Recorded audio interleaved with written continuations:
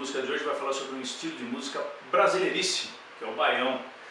O baião surge no Nordeste, vindo de Portugal, com uma influência de um estilo de lá, que era a chula, que era um estilo musical tocado por triângulo, zabumba e sanfona.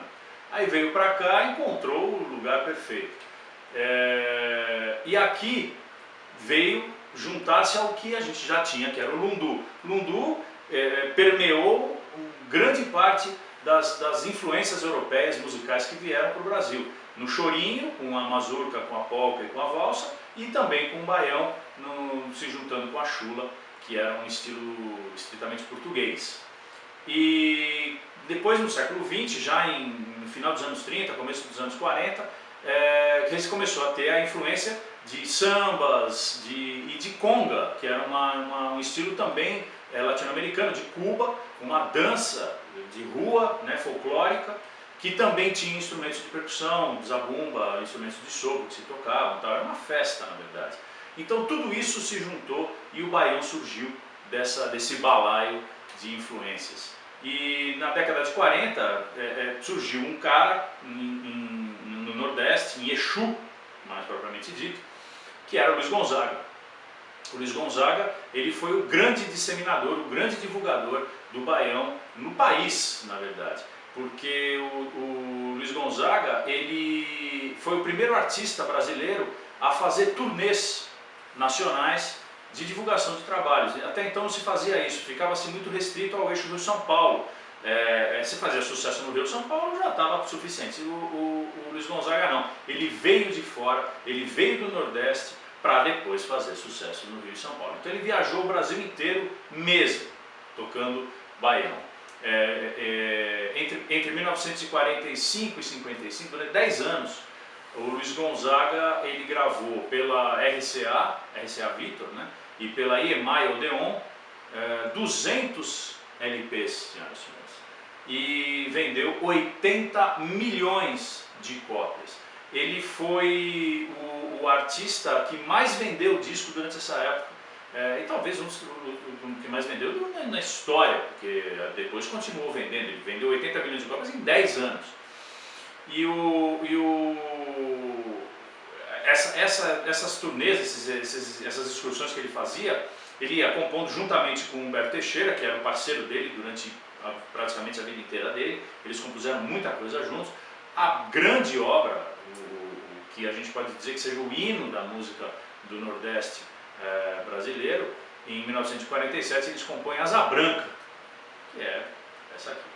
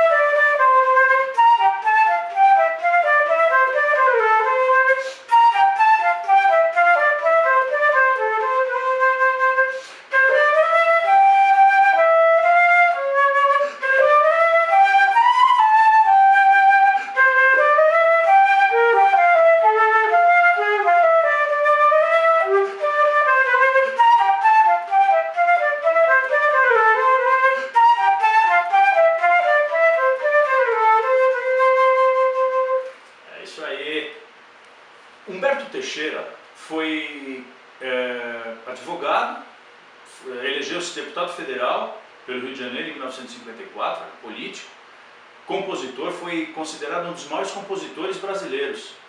E ele foi fundador e presidente da Academia Brasileira de Música.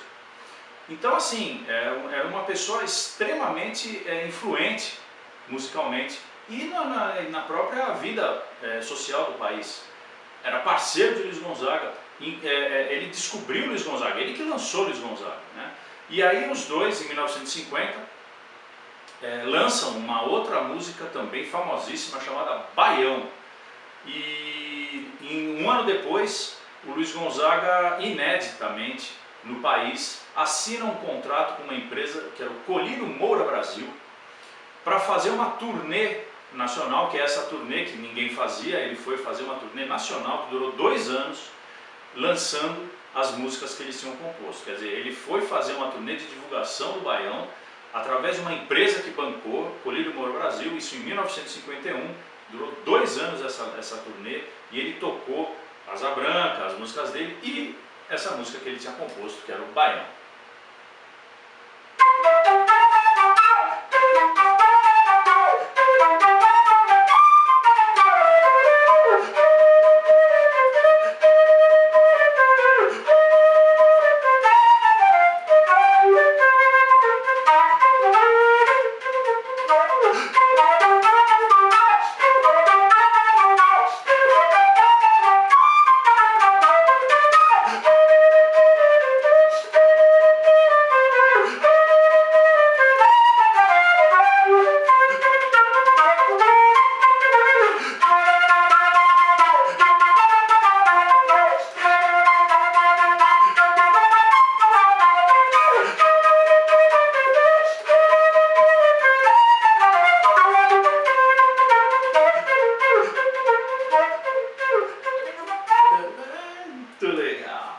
Em 1948, Luiz Gonzaga fez um show em Garanhuns, no interior de Pernambuco. Lá no hotel, ele encontra um menino de 7 anos de idade que estava tocando junto com o pai e um outro músico, um trio, a convite do hotel onde o Luiz Gonzaga estava hospedado, para tocar para ele, em homenagem a ele. Então lá o trio tocando e tal, e o Luiz Gonzaga estava lá e se impressionou com o menino, chamava Neném do Acordeão. O menino tinha 7 anos de idade. E aí, dessa impressão positiva que o Luiz Gonzaga teve do menino, chegou no pai e fez um convite para ele, para ir para o Rio, né? Para ele conhecer lá, tocar, tal, queria mostrar o menino, tudo bem. Então, isso foi em 48. Isso só foi acontecer 8 anos depois, em 1954, o Neném do Acordeão foi com o pai para o Rio de Janeiro, aí ele já tinha 13 para 14 anos de idade. Chegou lá, foi encontrar o Luiz Gonzaga. O Luiz Gonzaga deu para ele de presente uma sanfona de 80 baixos e ele começou a acompanhar o Luiz Gonzaga em gravações, né, em shows, em ensaios. Estava lá o Neném do Acordeão. Isso em 1954. Em 57, 3 anos depois, esse menino, Neném do Acordeão, torna-se profissional e o Luiz Gonzaga dá a ele o nome de Dominguinhos, senhoras e senhores. Então, o Dominguinhos é cria de Luiz Gonzaga, até o nome do Dominguinhos foi Luiz Gonzaga quem deu. A primeira sanfona e o empurrão para que ele se tornasse essa figura maravilhosa que ele foi na música brasileira.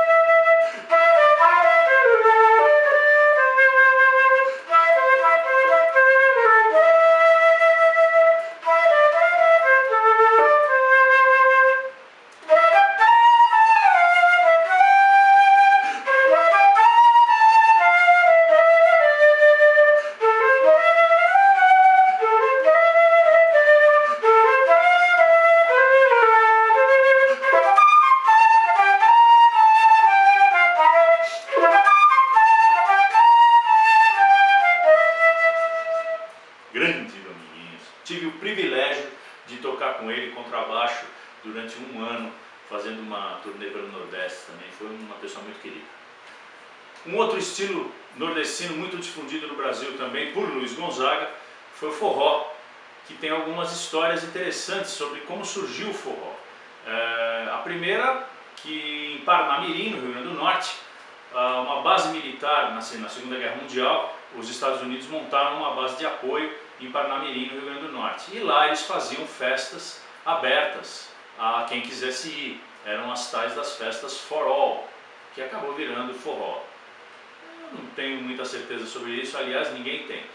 Os ingleses também, em Pernambuco, quando os engenheiros vieram para o Brasil para construir a ferrovia Great Western, isso no começo do século XX, eles também faziam bailes abertos ao público, que eram os tais dos bailes for all. Então, mais ou menos a primeira e a segunda tem a ver e não tem base nenhuma quanto a isso. O que dizem na realidade é que forró vem de forró-bodó, que é uma variante de um termo galego-português, que é o forbodó, que por sua vez vem do francês faux bourdon, que quer dizer falso bordão. O faux bourdon é uma harmonização, na verdade, é uma harmonização musical que era muito usada na Idade Média e na Renascença. É música litúrgica, na verdade, né? E ela parte do princípio do monótono, daquela coisa de harmonias monótonas, para você ter a melodia se sobrepondo sobre o ritmo e a harmonia do monótono. Então esse é o faux bourdon. E aí veio para o Brasil também uma outra influência europeia, veio para o Brasil e se juntou ao que se tinha aqui com as batidas do bumbo e etc.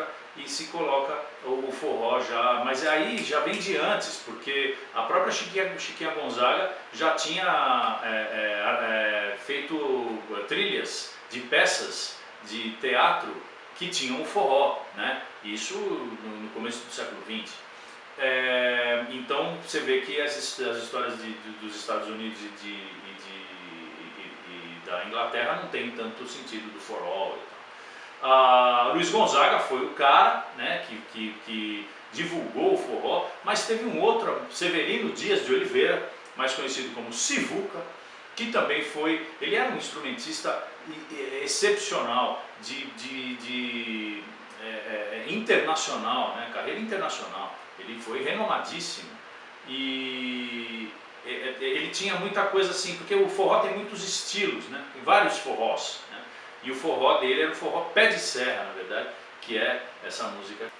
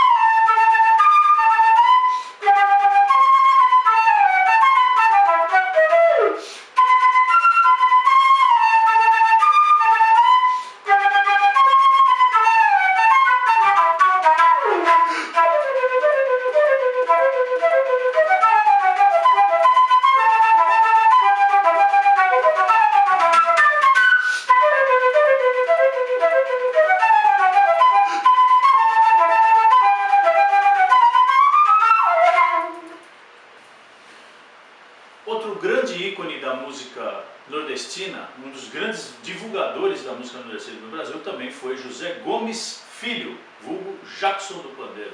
Ele foi um dos maiores ritmistas que o Brasil já produziu. Fora a facilidade que ele tinha de cantar, ele cantava todos os estilos de música com muita facilidade e por conta até da influência que ele tinha, do contato que ele tinha com a música americana, com o jazz. Ele era um cara diferenciado, né, no rol dos músicos e do estilo da música nordestina. Ele tinha uma coisa completamente diferente e isso era visível na música dele, né? Até o João Gilberto, ele declarava, né, que tinha muita influência do Jackson do Pandeiro na forma de ele tocar, na forma de ele cantar, e que tem essa música como uma das grandes canções, uma das grandes obras que o Jackson do Pandeiro fez.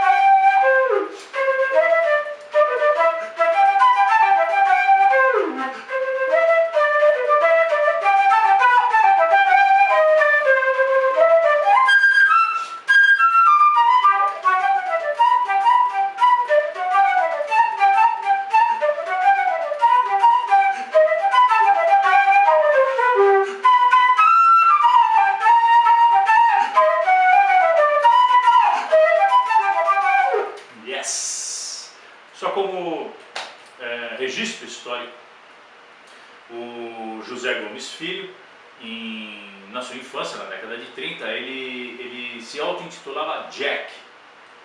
Era uma homenagem que ele fazia a um grande ator, né, um mocinho do faroeste americano, que era o Jack Perry. Então ele se auto-intitulava Jack, ele ficou a vida inteira se chamando de Jack. Aí já no começo dos anos 50, quando ele tocava pandeiro na orquestra da rádio Jornal do Comércio, em Pernambuco, o diretor da rádio, quando ia anunciar todo mundo que tocava, né, falou para ele, olha, o Jack, talvez seja mais impactante e mais sonoro chamar você de Jackson. E aí virou Jackson do pandeiro.